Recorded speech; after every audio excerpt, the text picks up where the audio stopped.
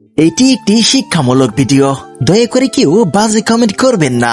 তো চলো বন্ধুরা, ভিডিওটি শুরু করা যাক। মানুষ যখন একা থাকে তখন সে নিজের চেয়ে তার প্রিয় মানুষের কথা বেশি চিন্তা করে। বেঁচে থাকার চেয়ে ভালো থাকাটা ভীষণ কঠিন।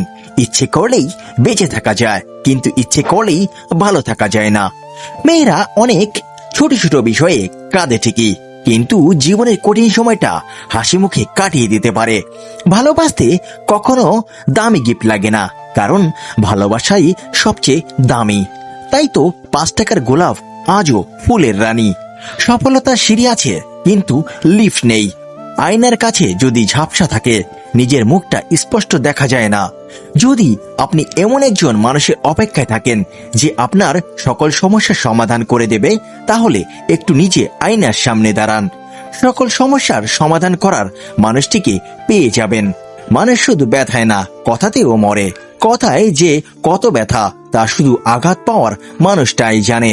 সে যদি তোমাকে সত্যিই ভালোবাসে, তাহলে সে সারা বিশ্বের সম্মুখে তোমার হাত দুটো শক্ত করে ধরে ভালোবাসি বলার সাহস রাখবে।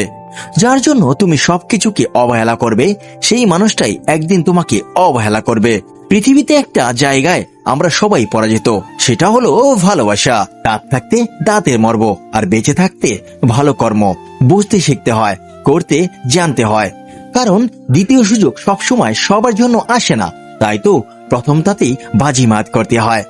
একটা সময় খুব অল্পতেই ভেঙে পড়ে। মেয়েটা আজ অনেক বেশি শক্তিশালী হয়ে গেছে, তাকে ভাঙার মতো সাধ্য হওয়ার কারণেই।